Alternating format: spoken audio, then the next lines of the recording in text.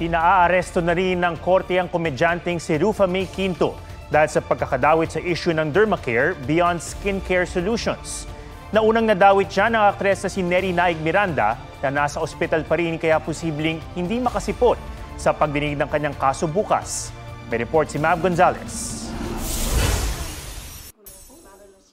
Ang actress-comedian na si Rufa May Quinto, isa sa mga brand endorser ng Dermacare Beyond Skincare Solutions. At ngayong nahaharap sa mga reklamo dahil sa Dermacare, ang endorser din itong si Neri Naig Miranda, pati si Rufa May, hinahabol din. She's facing 14 counts of yung violation ng Section 8 of the Securities Regulation Code. Available? No. Yes po, available. Nagugat ang kaso sa panghihikayat umano ng Dermacare na mag-invest ang mga kliyente nito. Ayon sa SEC, hindi rehistrado ang Dermacare para mag-solicit ng investment at wala rin itong lisensya para magbenta ng securities. Pagtitiyak ng abogado ni Rufa May, haharapin niya ang kaso. Susuko raw siya para makapagpiyansa. Pero hindi sinabi ng kanyang abogado kung kailan. Biktima lang din daw si Rufa May, kaya pag-aaralan daw nila kung maghahain ng kontrademanda. She's worried kasi nga hindi naman totoo yung mga allegation sa kanya. Hindi sa kanya nakapagbayad ng down payment. Tapos yung mga cheque po is puro din tumalbog. Ang aktres at negosyanteng si Neri, naunang sinampahan ng syndicated estafa at paglabag sa Securities Regulation Code ng 39 complainants. Naengganyo kasing mag-invest ng halos 90 million pesos sa Dermacare ang mga complainant dahil sa mga endorser tulad ni Neri. Sa Pasay City Jail siya ikinulong, pero nitong November 29 ay dinala sa isang di tinukoy na ospital alinsunod umano sa utos ng korte. Wala naman po tayong noted na medical emergency. Ito lang po ay talagang, I believe, personal request sa court na ito ay nag-grant para lang i-determine kung kumusta ang kanyang kalagayang pangkalusugan. Sabi ng BJMP, wala namang hindi pangkaraniwan sa nangyari dahil karapatan naman daw ng bawat bilanggo na magpatingin sa doktor. Posibleng hindi pisikal na makaharap si Neri sa pagdinig ng kaso bukas sa Pasay Regional Trial Court. Makipag-ugnayan po kami if possible na teleconferencing na lang ito and physical presence na lang ng lawyer niya. Sa Miyerkules, nakatakdang ibalik si Neri sa kanyang selda. Hindi pa nagpapaunlak ng panayam ang kampo ni Neri. Pero ayon sa kanyang abogado, malungkot silang hindi man lang siya naabisuhan ng maaga tungkol sa reklamo para nagkaroon daw sila ng tsansang makapagpaliwanag bago pa umabot sa korte. Tiwala siyang mapapatunayang walang kasalanan si Neri. Mav Gonzalez, nagbabalita para sa GMA Integrated News. Naghain ng impeachment complaint ngayong araw ang ilang individual laban kay Vice President Sara Duterte. Ilan sa mga batayan ng reklamo ang banta umano ng bise sa buhay ni Pangulong Bongbong Marcos at ang hindi may paliwanag na gastos ng OVP confidential funds. May report si Chino Gaston.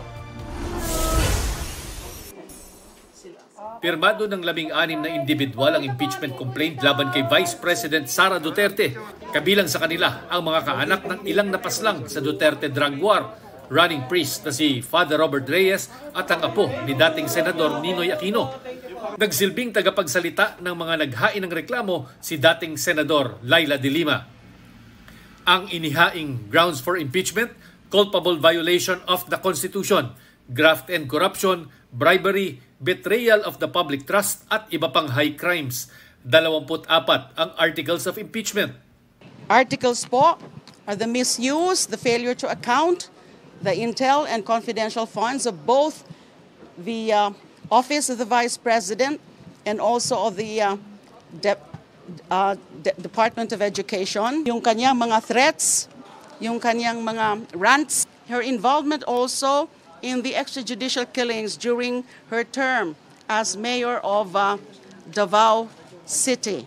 Nauna nang sinabi ni Pangulong Marcos na aksaya lang sa oras ang pagsusulong ng impeachment kay Duterte. Pero para kay Akbayan Party List Representative Percy Sendanya na nag-endorso ng impeachment complaint, mahalaga po itong impeachment complaint na ito para simulan na yung totoo na step process towards holding the Vice President accountable.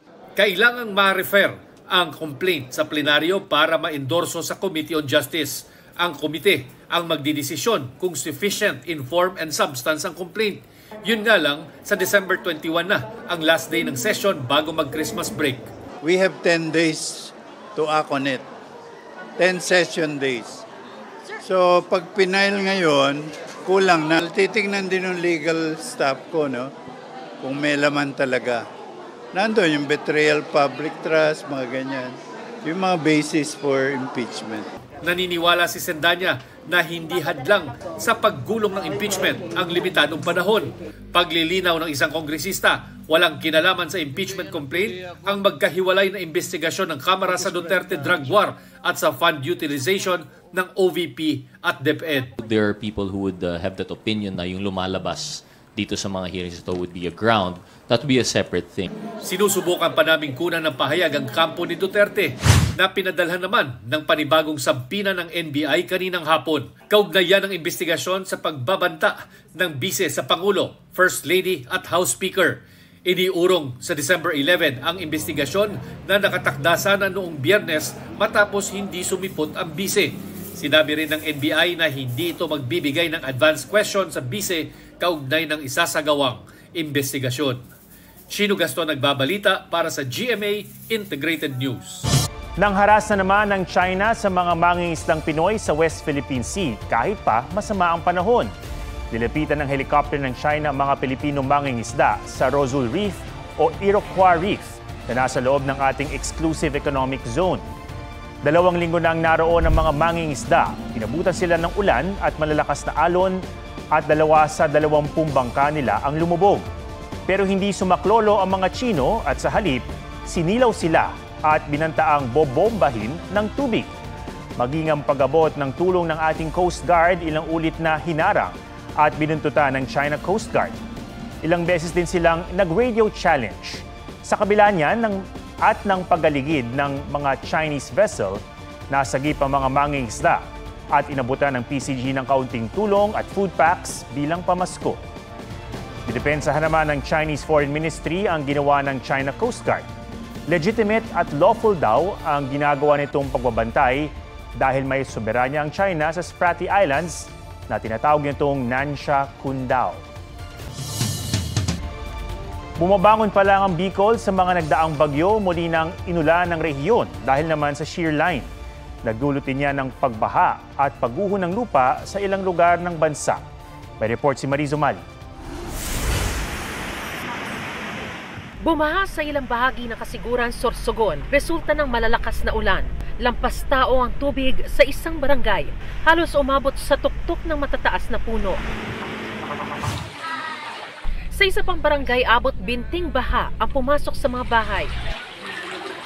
Sa bilis naman ng pagtaas ng tubig sa isang barangay sa Sorsogon City, inilikas ang mahigit 200 residente.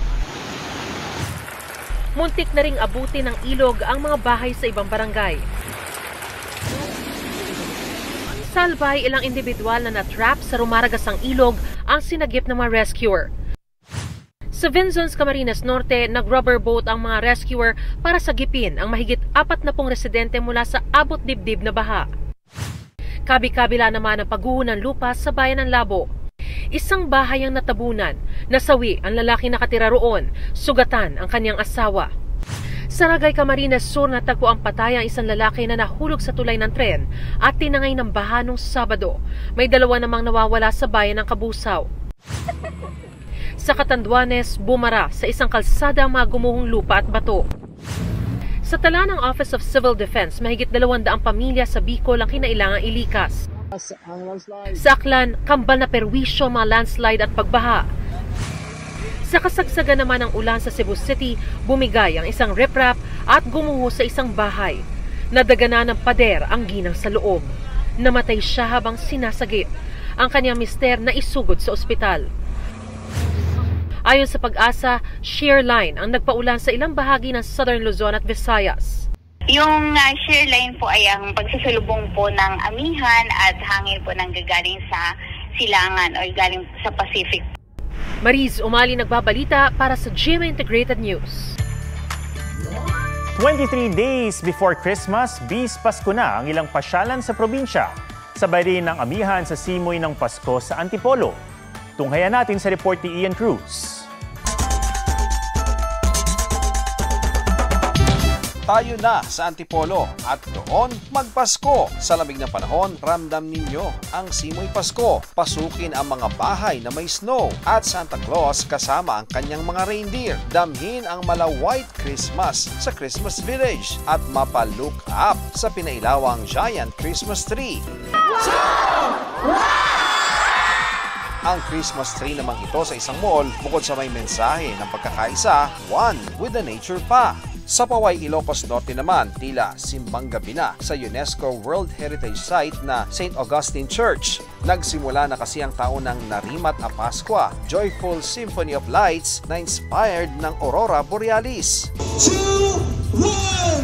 Sa Kapitolyo ng Pangasinan, may Candyland at Disney Princess-inspired na Christmas Village. Tampok din ang mga Belen at giant white Christmas tree. Ian Cruz nagbabalita para sa GMA Integrated News.